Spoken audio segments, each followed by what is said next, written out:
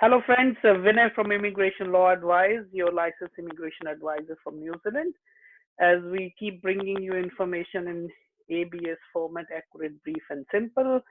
Continuing that tradition, we have started a new initiative where we bring the people to you who are skilled, successful in New Zealand to know their journey, to learn from them about their story to success in New Zealand and sharing their knowledge with the prospective migrants who are in New Zealand who or the students who want to make their career in New Zealand.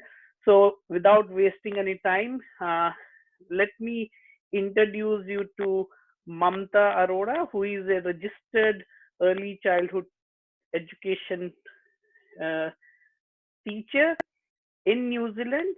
And hello, Mamta, how are you? I'm good, thank you. Hello, friends.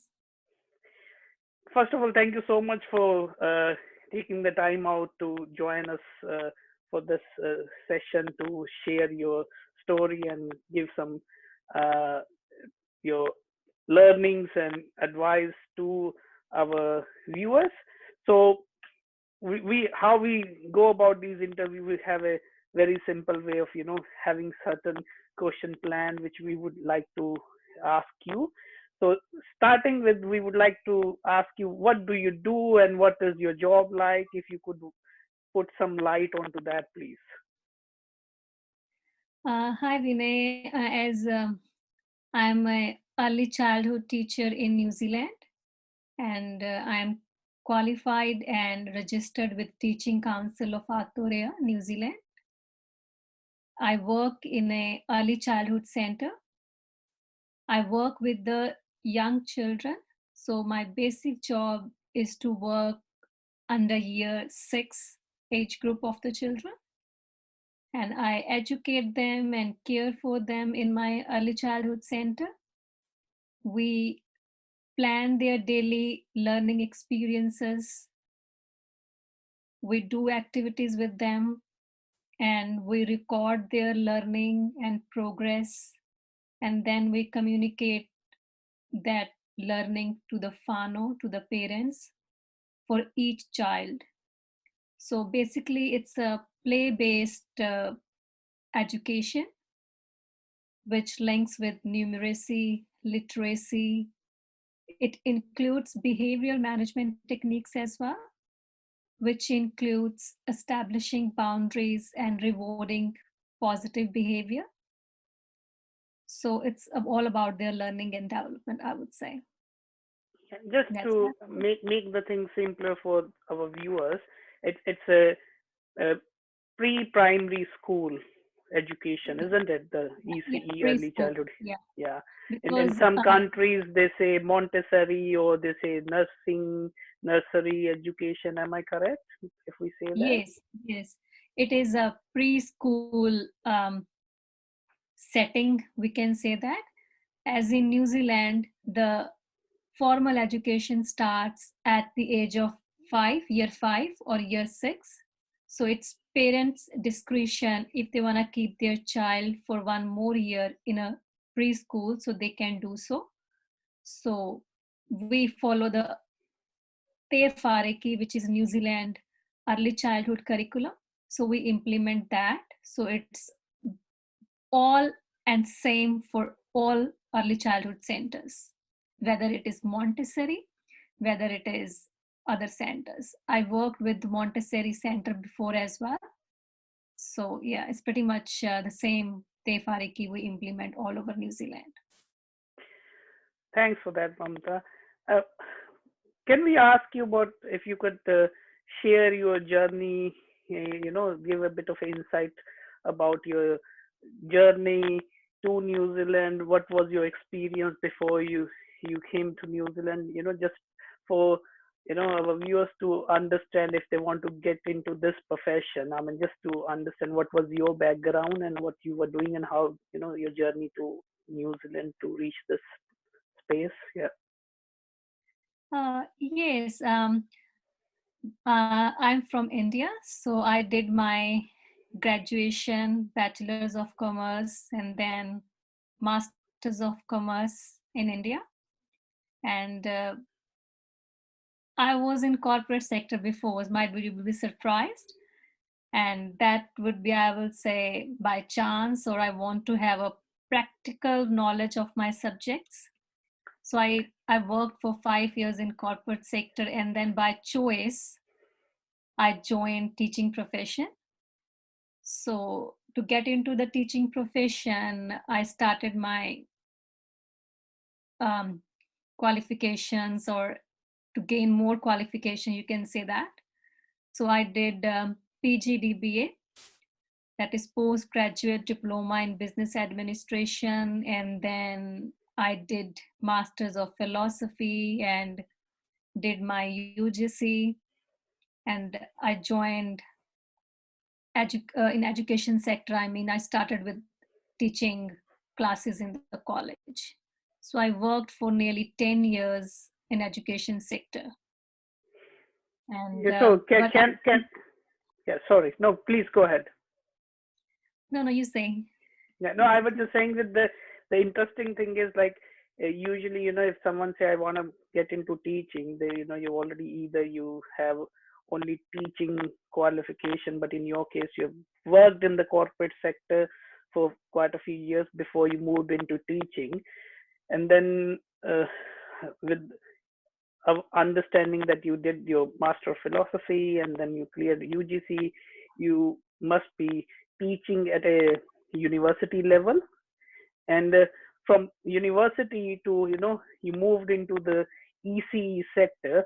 How was that transition, and uh, do you think that was a good uh, decision? I mean, if I may ask that, and how was that transition from teaching the university students to under six, and how it went for you? Yes, Vinay, I just wanted to grow actually. So I was satisfied. I was getting good paid in India as well. I would not say, and my time I would say, but I want to grow and I want to learn to have international exposure. So I did some research, and I selected graduate diploma in teaching course because I wanted to be in a teaching profession. That was my choice. I would say again. So I want to learn about other countries' education systems. So the better way is to start with the foundation. That was my thing, and I already have my niece and nephews, so I have that kind of passion, you can say that, to teach.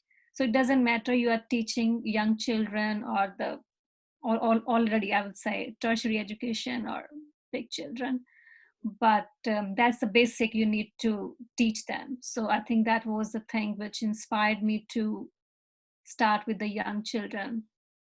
Yeah, and So, I'm quite enjoying it, like, at the moment. yeah, of course, so it's quite satisfying, and like you said, you're quite enjoying it. So just wanted to know a little bit more about the insight about the teaching industry in New Zealand, in especially, of course, you are in the EC sector. How is the industry? How is the job market? If you would like to, give a bit of a insight on that, please. Yes, in New Zealand, to become a registered and qualified teacher with Teaching Council, you need to have a bachelor degree of teaching. That is particularly in early childhood education. And but that doesn't matter if you want to become a teacher after doing a graduation in other streams. You still have a good chance and opportunity, I would say. Then you can do a graduate diploma in teaching. The basic requirement for that course is any any stream bachelor degree, and uh, 7 bands IELTS score or PTE scores, and that's a requirement for this course. And there are master's degrees as well now, which I came to know that there is a various opportunities for the overseas students to pursue their qualification in this main profession. So what would you say with regards to the job opportunity? Like the question was with, from the angle of what is the job opportunities in this industry, and especially with regards to we talk about the migrants and people coming from offshore. What would you like to say? Yeah, there are various opportunities for the overseas or migrants, I would say, because there is a shortage of teachers in New Zealand. Though they need quality teachers for this profession, and the pay scale is also very good, I would say. And it depends upon the your role and in which kind of setting you are working. The basic pay scale which I want to share is nearly 50,000 New Zealand dollar to 100K New Zealand dollars, and depends upon you are a early childhood teacher, initial one, or head teacher, assistant head teacher, or you are a senior teacher. And there is a shortage of teachers in New Zealand, as far as I know. Yeah, so there are great Yeah, opportunities out there for them. yeah, absolutely. As a licensed advisor, I can say that from a skill shortage point of view, the ECE sector is in huge, skill shortage, and in like in New Zealand, there are two different skill shortage list. One is we talk about the regional skill shortage or long term. So the early childhood sector is in regional skill shortage list. So of course, it's what you're saying. It's definitely. Uh, substantiated with the with the government really putting that particular skill in the skill shortage in many regions, so that is definitely the case. uh, let's move a little on the uh, very uh, hot topic in current situation, the COVID-19. And many people want to know, okay, with the COVID-19, of course, borders are closed, but once things are going to be better, we can travel. With New Zealand doing really well with the uh, managing or rather eliminating COVID-19 with 95% people now recovered. So things are looking really good. But having said that, uh, industries still will struggle. There will be few industry who will struggle. So what would you suggest, or what would be your opinion with regards to with the COVID-19 in opportunities in the teaching or in EC sector per se? What would you say on that? Would the COVID-19 will have a major impact on this particular industry? Yes, Vinay. Yeah, there is lots of changes in. I'm hearing the news. I'm watching the news as well. There will be an impact of COVID-19 on various sectors.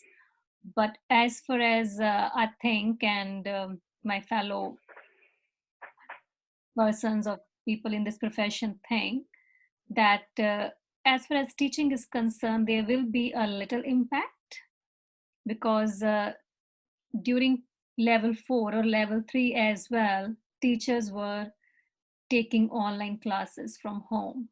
And New Zealand has a dedicated 2 TV channels to impart the education to the children or to the students at home.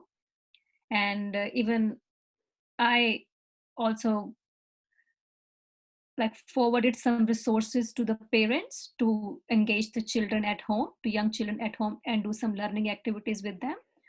So I think in the long run, in the coming 4 or 5 months, I would say there is like a little impact, like no impact on teaching profession. I would say that it So will be safe.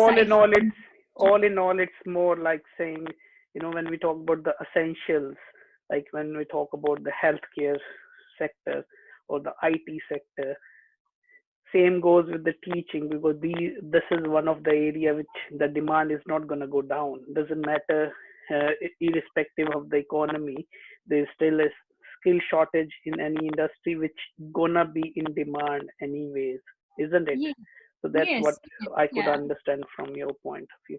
Now that's great to know your opinion on that. Uh, Thank you so much for all this information.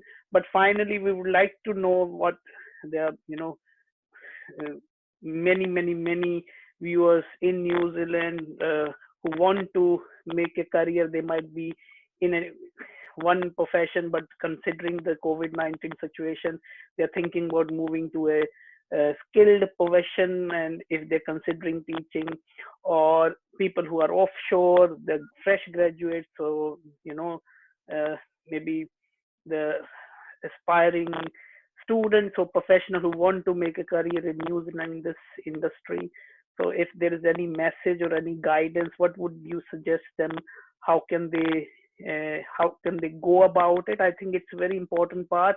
Like someone sitting in India thinking, okay, I want to become a EC teacher in New Zealand, and because it's a highly regarded profession, well paid, it's a skilled job, and can lead to settlement in New Zealand. So how should they start from the angle? What is the requirement, or if you would like to guide a bit on that part, please? Yes, I would say like they should plan early because it takes some times to get enrolled into the teaching qualification and with the good institutes. So I think we need to give a message like how you will say and how they can approach to the colleges, but I can say that they need to have seven band score in IELTS or PT. So there is like a need of lot of preparation. I would say it takes time, and there is a requirement of assessment as well by the NZQA, New Zealand Qualification Authority. So it takes time as well. So you need to gather all your evidences and documents to forward them to assess your qualification. And then it takes time to inquire and to get information from the college of your choice, because I remember during my time as well, it took nearly 6 months to like to organize all these things. So yeah, and it paid well, I would say later on. But so yeah, that's a preparation. Yeah, plan in advance. Yeah, you Yeah. have time, you can plan for a better future. Well, that's a really good message.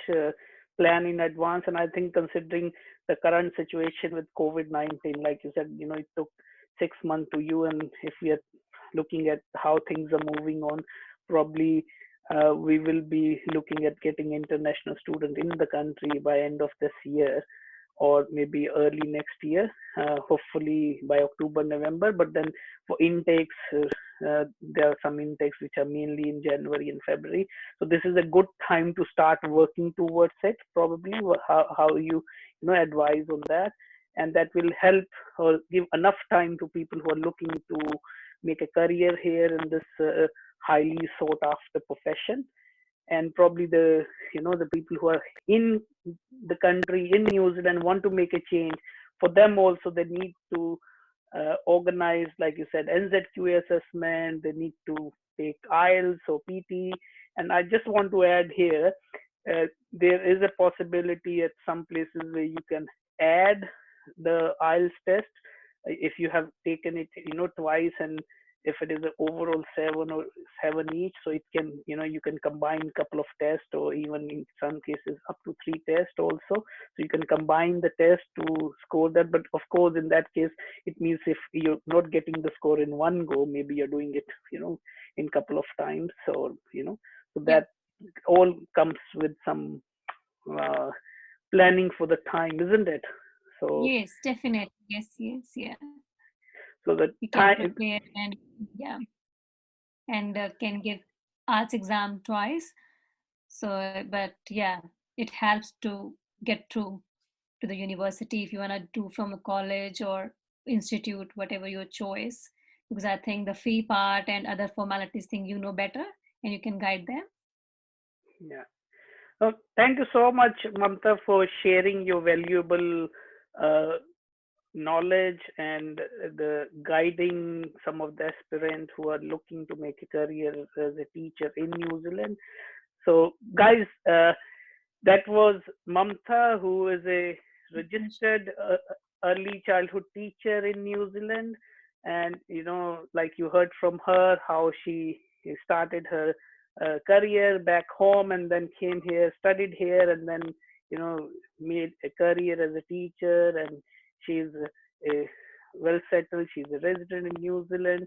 The message from her is, of course, if you want to get into a skilled and a sought after profession like teaching, you need to plan in advance. So which means you need to give yourself some time to prepare for be it the English language requirement or the assessment side of it.